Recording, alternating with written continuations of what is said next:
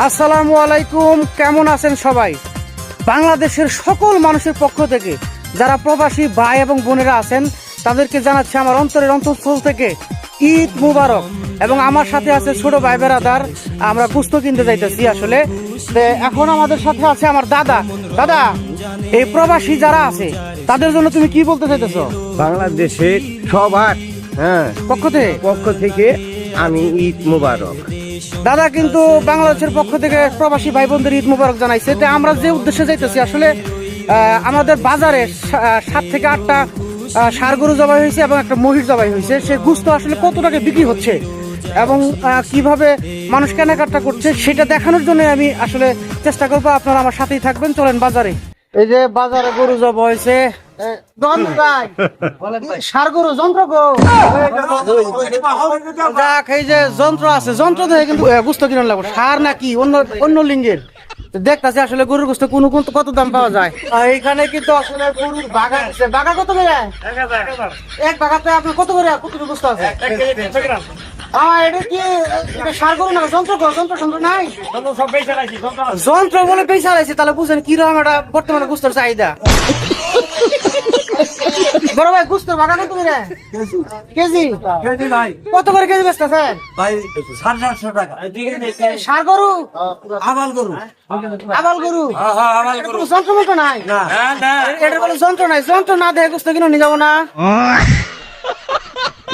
এটা হইলো মোষের গোশত না? গরু। তোমারটা কি ষাঁড় গরু? যন্ত্র আছে? আচ্ছা, এটার যন্ত্র বলে না আসলে, যে ভাষা বলে যন্ত্র আলাদা গরু আছে। গরু তো বিশ্বাস করি না, মনে করেন ঈদের দিন গোশত কিনা লাগবো যে এরকম যন্ত্র দেখে মনে হয় ষাঁড় গরুই তাহলে না? কত করে কেজি বসতেছ?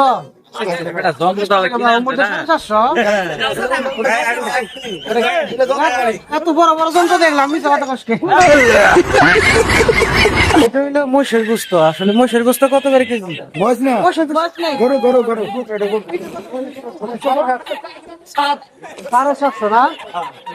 এটা আসলে ষাঁড় গরু। এই যে দেখেন, ঠিকঠাক আছে, যন্ত্র আছে, যন্ত্র আছে। এই গরু কিনন যাবো বাজারে। কাকার লোকে দেখা গোশত কিনছেন? মাশাআল্লাহ, আমার তো মনে করেন কিনা সেখানে মোষের গোশত আনছে। মোষের গোশত, মহিষ জবা হয়েছে, অনেক বড় মহিষ। আমার কারণে কিন্তু অনেক মহিষ জবা হয়েছে। 850 কেজি। তারপরে কিছু করার নাই, জমি বিদেশ কিনা লাগবে। আলহামদুলিল্লাহ, অবশেষে কিন্তু আপনার 2 বাগা গোশত নিলাম আপনার 2500 টাকা দিয়ে। তা আসলে একটা মেসেজ আপনাদের দিতে চাই যে যাদের আসলে সামর্থ্য আছে, অর্থ আছে, বিত্ত আছে, আপনারা ইচ্ছা করলেই অনেক গোশত প্রতিদিন খাইতে পারে। তা কি বাবা, এমন কোন প্রতিদিন বা মাস আপনারা খাইতে পারেন। এরকম গরিব মানুষ আছে আপনার আশে এবং পাশে, যারা মনে করেন যে এই কুরবানির গোশত ছাড়া আসলে গোশত খাইতে পারে না। আজকে আমি এই গোশত কিন্তু ভিডিও করার জন্য না, আমি বলতে চাইতেছি এটাই যে আপনার সামর্থ্য আছে, আপনি কিনে খাইতে পারবেন।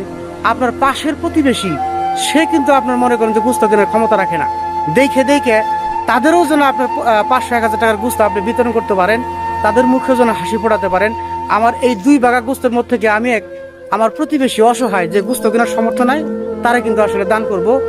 এরকম মন মানসিকতা সবাই রাখবেন, যেন আপনার একটু দানের কারণে যেন একটা গরিব মানুষের মুখে হাসি ফোটে। কি কোন বাবা? ভালো থাকবেন সবাই, আল্লাহ হাফেজ।